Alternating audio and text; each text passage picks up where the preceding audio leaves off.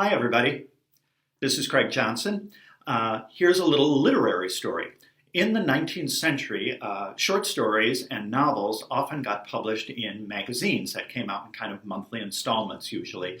And especially if you were doing a novel, then you would have different sections of your novel would come out in sequential issues of the magazine. So the goal for authors of that time period was to get this kind of commissioned. Then they could make a lot of money then. And then after that, if it was successful, then the book could come out in a collection of stories or it could come out as the full novel in regular book form. So it's 1889 and J.M. Stoddard is the editor of a really, really successful American literary magazine called Lippincott's. And they were a great way, obviously, for authors to make a lot of money then too. And Lippincott's was thinking they wanted to move into the British market. And the way to do that, J.M. Stoddard thought, was that he should go to England to meet some of the hot young British authors and to see who he connected with and give them a good commission then. So he heads off to London. He checks in at Langham's Hotel, very posh hotel, arranges for this private dinner party with all of these young authors right there, and sends out invitations. Well, one of the people who received an invitation was a guy named Arthur Conan Doyle. And Arthur Conan Doyle was actually a doctor at that time. He was really struggling financially. My favorite story about that is, his first sort of doctor's practice and house where he lived in. He rented the house, but he was only able to furnish the first 2 rooms. The rest of the house was pretty much empty because he didn't have any money. So by this time, he had published a little bit and he had a young family, but he was really at that point of trying to decide whether or not he could become a writer or whether he should just dedicate himself to being a doctor. He was a very socially awkward, very stolid, kind of junky kind of guy with a big bushy mustache. People often said that he looked like a walrus that was squeezed into his Sunday clothes. Anyway, he had written one novel called The Study in Scarlet, which introduced to the world a detective named Sherlock Holmes. But he decided to follow that up with something totally different, which he was very proud of. It was a novel called Micah Clarke. Right. Crickets, huh? So this historical novel, entirely forgotten today, just sort of left him at this point about should I or should I not quit my day job or should I just be a doctor? So he's heading off to this very fancy hotel. He arrives there.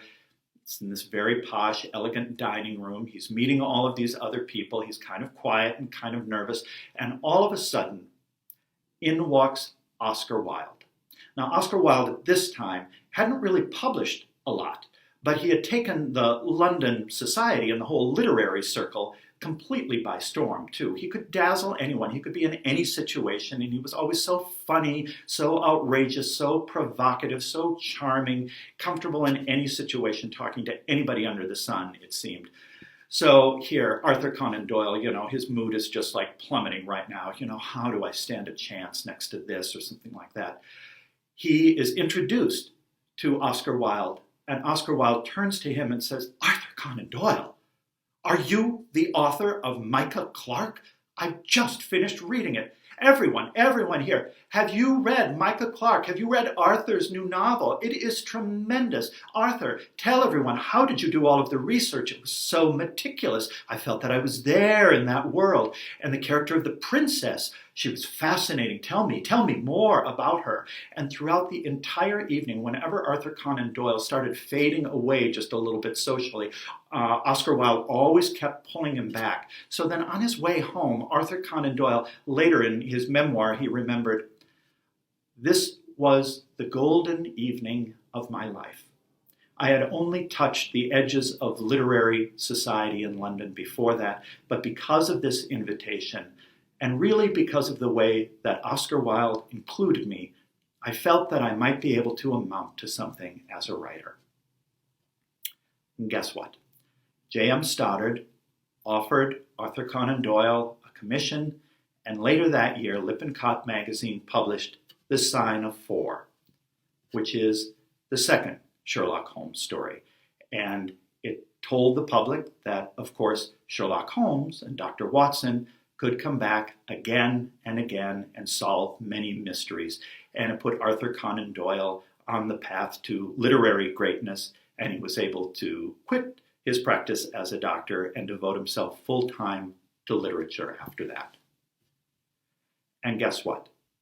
Oscar Wilde also got a commission, and the following year, Lippincott magazine published his only novel, The Picture of Dorian Gray.